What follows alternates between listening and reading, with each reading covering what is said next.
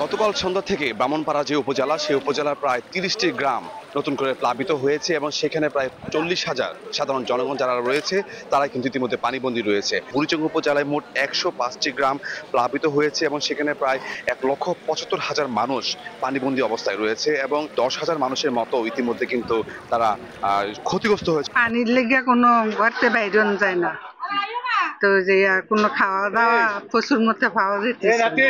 বিভিন্ন জায়গায় মানুষ এখনো বাড়ি থেকে বাড়িতে পারেনি, লজ্জা তারা আর্থিক মধ্যে আসে নাই, বাড়িঘর ফালাই দিয়ে। ব্রাহ্মণপাড়া যে উপজেলাটি রয়েছে সেখানে কিন্তু প্রতিনিয়তই একটি একটি করে গ্রাম প্লাবিত হচ্ছে। ৩০টি গ্রাম ইতিমধ্যে প্লাবিত হয়ে গিয়েছে। বুড়িচং আগারনগর একটি এলাকায় সেখানে একজনের লাশ কিন্তু পানিতে ভেসে উঠেছে।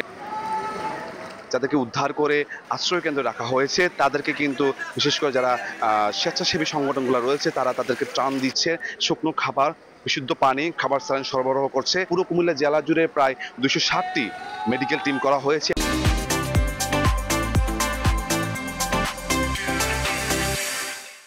আমরা ত্রাণ সহযোগিতা পাচ্ছি না, অল্প অল্প যারা স্কুলে আছে তারে পাচ্ছে, ভিতরে অনেক বাড়িঘরে খাবার পৌঁছতেছে না।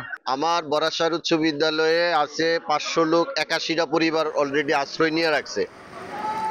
৪,০০০ হেক্টর ফসলের জমি কিন্তু ইতিমধ্যে প্লাবিত হয়েছে বলে আমরা জানতে পেরেছি।